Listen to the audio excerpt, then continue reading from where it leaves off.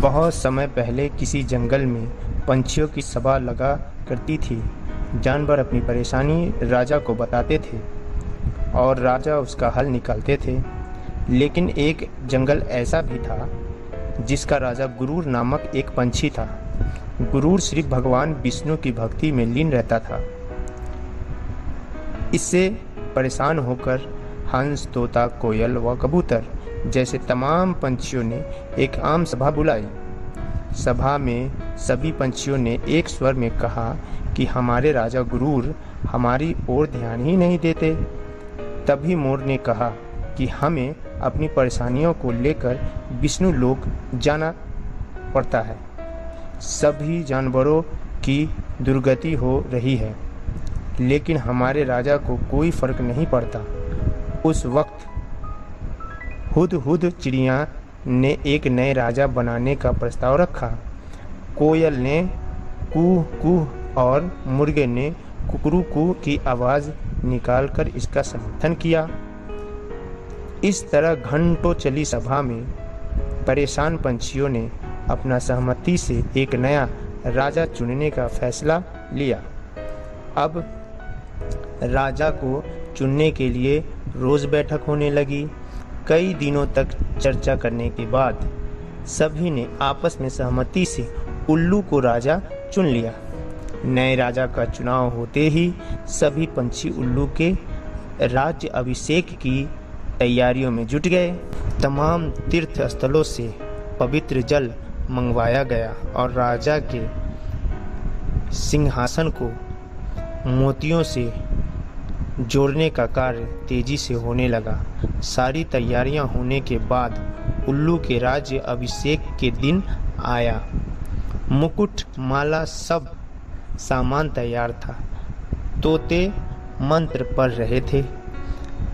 तभी दो तोते ने राज अभिषेक से पहले उल्लू से लक्ष्मी मंदिर जाकर पूजा करने को कहा।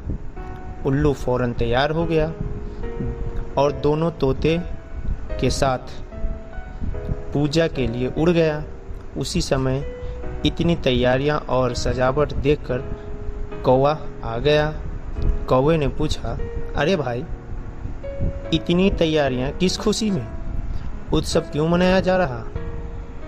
इस पर मोर ने कौवे को कहा, हमने जंगल का नया राजा चुना है।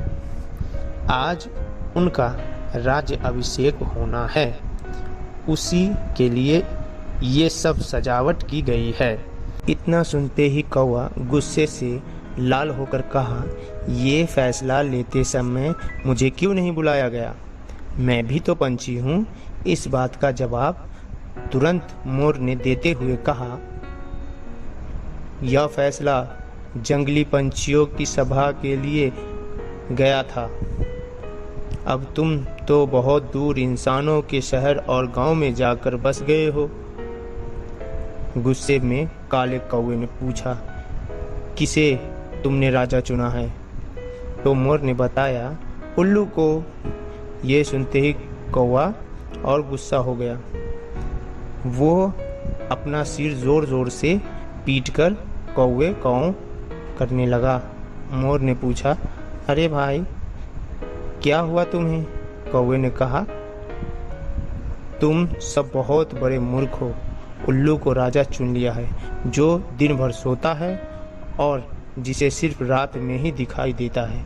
तुम अपनी परेशानी किसके पास? इतना सुंदर और बुद्धिमान पंछियों के होते हुए भी नकली और कायर उल्लू को अपना राजा चुनने में तुम्हें शर्म नहीं आई?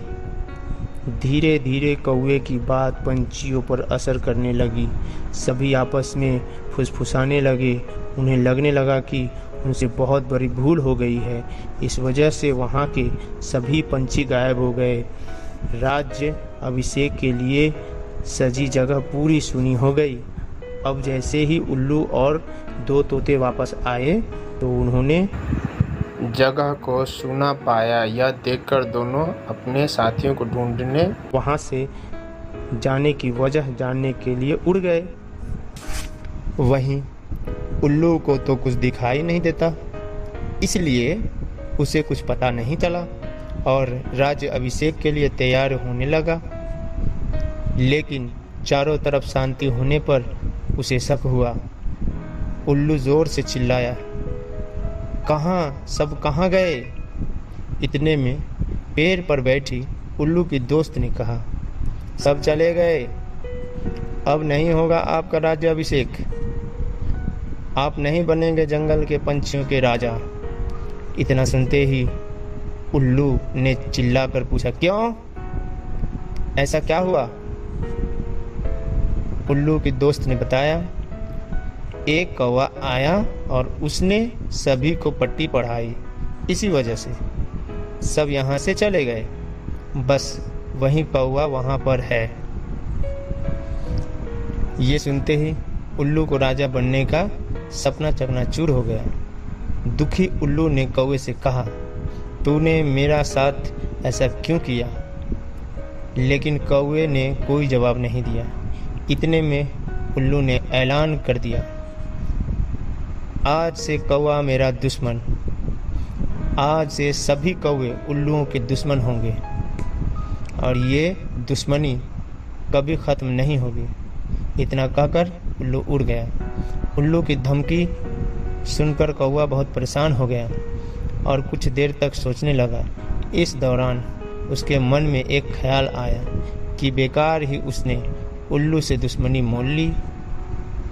उसे काफ़ी पछतावा भी हुआ, लेकिन अब वो कुछ नहीं कर सकता था क्योंकि बात बिगड़ चुकी थी।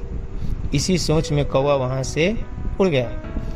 तब से उल्लू और कौवे की दुश्मनी चलती आ रही है। इसीलिए मौका मिलते ही उल्लू कौवे को मार देता है और कौवे उल्लुओं को। इस कहानी से यह सीख मिलती है कि दूसरे के मामले में हस्तक्षेप करना भारी पड़ता है। दूसरों का काम बिगाड़ने की आदत उम्र भर की दुश्मनी दे सकती है।